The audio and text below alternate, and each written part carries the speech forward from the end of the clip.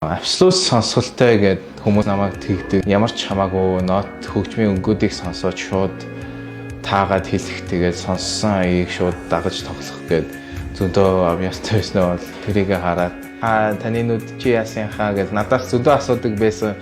Тэрнээс нь болоод ер нь нэлээх ялгарлан гадуурхалд өртөх байхаа гэдэг ингийн сургуульд орохоос өмнө боддог байсан. Хөгжлийн бэрхшээлтэй хүмүүс яагаад ийм хүүхдүүд энгийн хүүхдүүд байж болоогүй юм бэ гэж яг бодохгүй байгаа л та.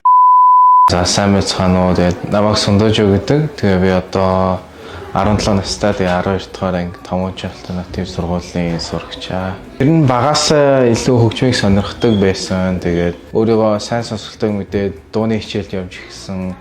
Тэрийгээ одоо бага насных байсан болохоор нэлээд хурдан сураад шууд ингээд янз бүрийн тэмцээн энтерт бэлдэж оролцоод явхад айгүй гой дуулдаг гэдгээ ер нь авьяасаа мэдсэн гэх юм уу. Absolute сонсголтой гэдэг хүмүүс намайг тэгдэг. Тэгээд тэрийг яг тэр үедээ бол мэддэггүй байсан. Тэгээд судалгаа хийгээд үзсэн чи ер нь бол ямар ч хамаагүй нот хөгжмийн өнгүүдийг сонсоод шууд таагаад хэлэх, тэгээд сонссон аяыг шууд дагаж тоглох гэдэг зөндөө авьяастай байсан бол тэрийг хараад тэгэл ер нь хөгжмийн сонирхолтой болоод яг өөрөө тоглож үзэхээр чадаад хахаар амар сонирхолтой болчт юм билээ. Энийг бол хийж болох юм байна гэд сонирхол төрөөд тэгээд яг хөгжмийг хөөгөөд гисэн. Тэгээд дуртай ингээ хөгжимчнгийнхаа хийсэн дуунаас ингээ сонсоод нэрийг нь аваад судалгаа хийсэн чинь 2009 онд илүү Berkeley-г төгссөн гэд тэгээд яг Berkeley College of Music гэд өөр илүү дэлгэрэнгүй судалгаа хийхэд яг надад тохирсон.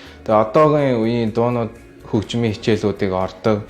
Тэгээ яг миний ингээд сонирхолд таарсан юм болов гэж бодоод ингээд судлаад үзсэн чи их яг таарсан юм байлээ. Тэгээд тэрнээсээ яг за би яаж хийж байгаа бэлтэж байгаа өргөдлөгөд орноо гэж шийдээд яг энэ жилийн ер нь 12 дахь ангид орсноос хойш 11 сараас материалаа бэлтээд явуулсан. Ер нь бол тэнцэхгүй ч гэсэн бэлэн байж яа гэж сэтгэл зүгээ бэлдээл 10-20 минут дуу сонсож байгаа л яг ороо харсан тэнцсэн гэж захиа байсан. Тэгээд тэр үедээ яг ганцаараа байсан болохоор яг юу гэж хэлэхээ ч мэдэхгүй. Гэхдээ маш гоё ингээ мэдрэмж байсан. Бас нэлээд бэлдэж орсон болохоор бас гоё байсан. Яг судалгаа ихэд бол Berkeley нэлээд үнэтэй төлбөртэй гэж сонссон. Тэгээд миний авсан тэтгэлэг бол ер нь бол Berkeley ер нь хөгжмийн сургуулиудад хүүхдүүдэд ер нь тэтгэлэг амар олгдгүй байна гэж ер нь харж ирсэн. Тэгээд намайг ингээ онцлоод тэтгэлэг олгосон гэж харсан. Ер нь төлбөр нь нэлээд үнэтэй юм байлээ. Гэхдээ ер нь даваад гарч байх уу л гэж бодож байна.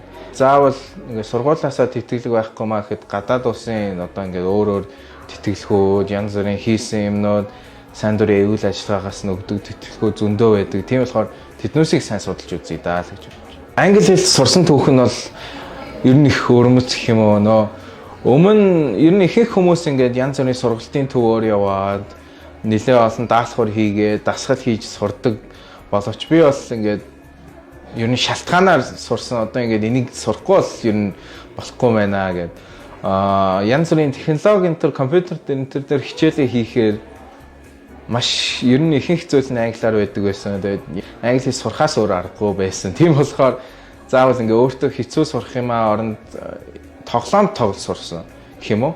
Одоо тоглоомынхаа дүрийн янз бүрийн хэлж байгаа юмнуудыг бол ингээл найзуудаасаа асуугаад гэх юм уу тэгж сурсан. Тэгээ үгийн сангаа нэмэгдүүлсний дараа ингээд онлайн тоглоомоор бусад хүмүүстэй ингээ харьцаж байгаа ер нь тэгж сурсан. Тэгээд IELTS-та бол сүүлийн ганц 2 жилд бэлдээд тэгээд бас өхөд жоохон хөндрөл гарсан. Нөө байгууллагын ингээ анхны удаа ингээ технологиор хүүхд өгж байгаа болохоор бас чадахгүй байж магадгүй, хэцүү байж магадгүй гэж бодсон. Гэхдээ би бол өхөд бол асуудалгүй байсан. Ихэнх IELTS-ийн шалгалтууд чинь цаасаар өгдөг байсан. Тэгээд одооноос нэг computer based гэдэг компьютер ашиглаж өгдөг болоод эхэлж байгаа болохоос ер нь ихэнхийг нь цаасаар өгдөг байсан. Тэрийг нь би бол ингээ яаж давж гарах юм болоо гэд байгууллагатай нь ярилцсан. Бүх материалыг ингээд Word дээр шивээд ийм шууд компьютероор ингээ файл болгоод өгчөө гэд. Тэгээ яг албасаар бол цаасаар өгсөн гэж байгаа. Тэгээд шууд ингээ файлаараа бүх хариултуудаа бөглөөд бичих юмнуудаа бичээд принтлж гаргаад ер нь цаас болгоод явуулчихаар бас болсон. Ер нь миний өгсөн бол тестийн хэв маяг бол тэр байсан. Анх гадаа гараад хүүхдүүдтэй их тоглодог байсан. Тэгээд бид чи бүгдээрээ багчууд байсан. Тэгэл хүүхдүүд маань ингээл намайг ойлгохгүй ингээл таны нүд чи яасан хаа гэж надаас зөндөө асуудаг байсан. Тэрнээс нь болоод ер нь нэлээх ялхуурлан гадуурхалд өртөх байхаа гэж ингийн сургуульд орохоос өмнө боддог байсан.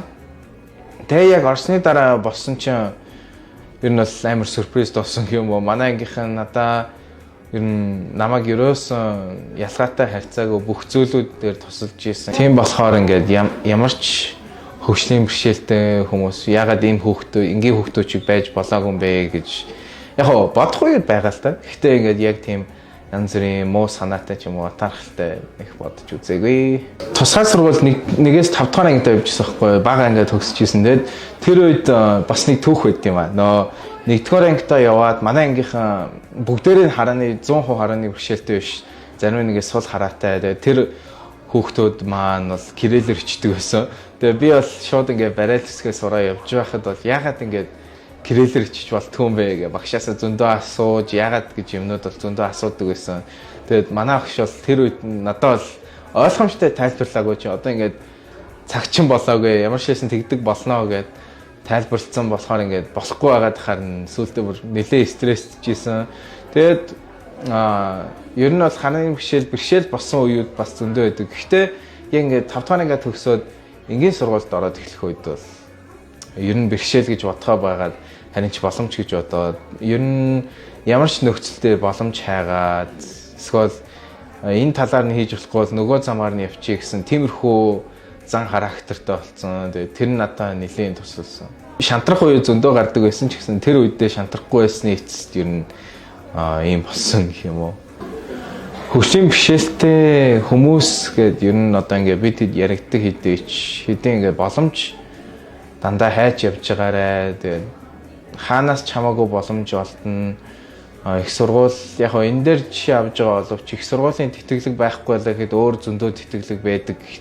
Гэх жишээний бас өөр боломж зөндөө байдаг. Тийм болохоор ингээд жоохон юмнууд дээр шантарсан ч гэсэн цаашдаа дандаа босч ирээд үргэлжлүүлж хийж байгаарай. Хаалхан тогших юм бол тайлагдана гэдэг тийм өрөөгөр гэх юм уу явдаг. Тийм болохоор ингээд заавал оролдож үзээрэй. Тэгээ дунд нь садаа бэрхшээл гарах юм бол яг хөгжлийн бэрхшээл дээр бууж өгдгөө шиг бити бууж өгөөрэй л гэж хэлье да.